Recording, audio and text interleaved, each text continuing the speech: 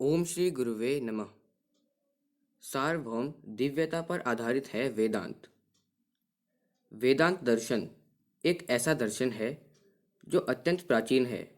यह दर्शन उस पुरातन आर्य साहित्य से उद्गत हुआ है जिसे वेदों के नाम से जाना जाता है। यह दर्शन शताब्दियों तक संग्रहित और चयन किए गए उस विशाल साहित्य के अंतर्गत सभी विचारधाराओं, अनुभवों तथा विवेचनों का सर्वोत्तम पुष्प है। इस दर्शन की कई विशेषताएं हैं। जैसे पहली विशेषता है कि यह पूर्ण रूपेण अव्यक्तिगत है, यानी कि इसकी उत्पत्ति किसी व्यक्ति विशेष या धर्मगुरु के द्वारा नहीं हुई है। यह व्यक्ति विशेष को केंद्र में रखकर अपनी प्रतिष्ठा नहीं करता और जो दर्शन किसी व्यक्ति विशेष को केंद्र में रखकर प्रतिपादित हुए हैं उनके विरुद्ध भी कुछ नहीं कहता। वेदांत तथा विश्व के अन्य किसी मत के बीच भी कोई झगड़ा या विरोध नहीं है। वेदांती का मतलब वेदों के सार को जानने वाला, वेदों के तत्व को अनुभव करने वाला होता है। वेदांत का अर्थ है वेदों का शिखर, वेदों का चूड़ांत। किसी का भी अंत होता है उसके शिखर पर, और वेदों के उस शिखर तक पहुंचने वाला, उसको अनुभव करने वाला व्यक्ति ही वेदांती है। वेद यानी ज्ञान। वेदों का सार उपनिषद में है, लेकिन वेदांत के तीन मुख्य ग्रंथ हैं: उपनिषद, श्रीमद् भगवद गीता और ब्रह्मसूत्र। इन्हें प्रस्थानत्रयी भी कहा जाता है। वस्तुतः वेदांत दर्शन एक सिद्धांत है जो यह प्रतिपादित करता है और दावा करता है कि मनुष्य वास्तव में दिव्य है, और जो कुछ भी हम लोग अपने चारों ओर देखते हैं वह उसी दिव्यता के बोध से उत्पन्न है। यह दिव्यता बहुतों में अव्यक्त रहती है और विरलों में प्रकट होती है, और यह मनुष्य मनुष्य में कोई भेद नहीं करती। सभी समान रूप से दिव्य हैं, ऐसा यह मानती है। यह कुछ इस तरह है जैसे पीछे अनंत समुद्र है और अनंत समुद्र में हम सभी उसकी अनंत लहरें हैं, और हम में से हर एक उस अंत को बाहर व्यक्त करने के लिए प्रयत्नशील है।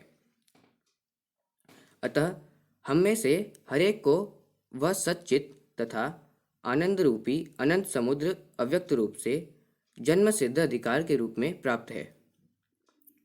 उस दिव्यता की अभिव्यक्ति की न्यूनाधिक शक्ति से ही हम लोगों में विभिन्नता उत्पन्न होती है। इसलिए वेदांत दर्शन का यह कहना व मानना है कि मनुष्य जिसका प्रतिनिधि है उसके अनुसार वह व्यवहार करे। क्योंकि मनुष्य दिव्यत्व का प्रतिनिधि है, इसलिए उसे ईश्वरीय चेतना के अनुरूप जीवन जीना चाहिए। वेदांत यह बताता है कि समाज या कर्म के किसी क्षेत्र में शक्ति की जो विशाल राशि प्रदर्शित होती है वह वस्तुतः कहीं बाहर से नहीं बल्कि हमारे भीतर से ही बाहर आती है। वेदांत का उन लोगों से भी कोई झगड़ा नहीं है जो मनुष्य की इस दिव्यता को नहीं समझते, क्योंकि ज्ञात या अज्ञात रूप से हर मनुष्य अपनी इस दिव्यता को व्यक्त करने का प्रयास कर रहा है। वेदांत के विख्यात सूत्र तत्त्वमसि अर्थात तू वही है में संक्षेप में यही कहा गया है कि मनुष्य यह अनुभव कर सके कि वह विश्व के साथ एक है, वह अपने को प्रकट करने के लिए विकल हो जाता है, जिसे हम प्रेम या सहानुभूति कहते हैं। वह एकत्व की अभिव्यक्ति ही है, और यही हमारी नैतिकता और सदाचार का आधार है। हर मनुष्य को यह शिक्षा दी जाती है कि तुम विश्वात्मा से एक रूप हो, अतः हर जीवात्मा तुम्हारी ही आत्मा है, हर शरीर तुम्हारा ही शरीर है। इसलिए दूसरों को चोट पहुंचाना अपने को ही चोट पहुंचाना है, और दूसरों को प्रेम करना स्वयं से प्रेम करना है। बाहर प्रक्षेपित की जाने वाली घृणा की लहर बाहर जिस को भी चोट पहुंचाए उससे चोट उस व्यक्ति को भी लगती है जिसने घृणा फैलाई है, और यदि उस व्यक्ति से प्रेम का उद्भव होता है तो वह प्रेम उसके पास भी लौटने के लिए बाध्य होता है, क्योंकि यहाँ कुछ भी पृथक नहीं, अलग नहीं, सब उस एक से ही उपजे हैं, उस एक दिव्य तत्व से ही जुड़े हुए हैं। वेदांत का दूसरा विशिष्ट सिद्धांत है कि हमें लोगों की वैचारिक विविधता को स्वीकार करना चाहिए और सबको एक ही विचारधारा के अंतर्गत लाने का प्रयत्न नहीं करना चाहिए, क्योंकि लक्ष्य तो सभी का एक ही है। केवल लक्ष्य तक पहुंचने के मार्ग विभिन्न व्यक्तियों के लिए भिन्न भिन्न हैं। हम सभी ज्ञात या अज्ञात रूप से उसी ध्येय तक पहुंचने के लिए संघर्षशील हैं। फिर हम अधीर क्यों हों? यदि एक मनुष्य दूसरे की अपेक्षा कमजोर है या मंद है, तो हमें अधीर नहीं होना चाहिए और न ही उसकी बदसरना निंदा करनी चाहिए। जब किसी व्यक्ति का हृदय पवित्र होता है, तो फिर उस व्यक्ति के हृदय में वह दिव्यता प्रकट हो जाती है और तब वह व्यक्ति सभी से एकत्व का भाव अनुभव करने लगता है।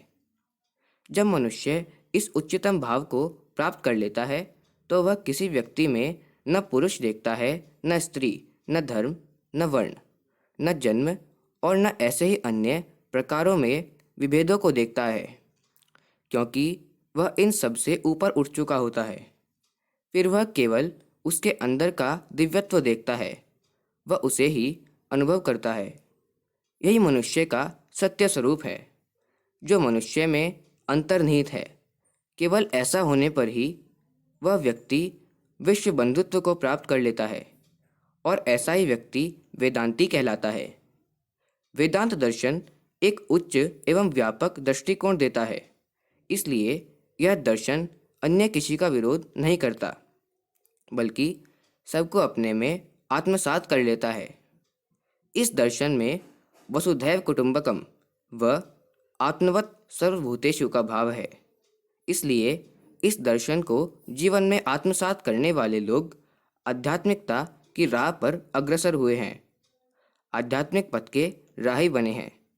अखंड ज्योति, सितंबर 2017, पृष्ठ 14 व 15। धन्यवाद। ओम शांति।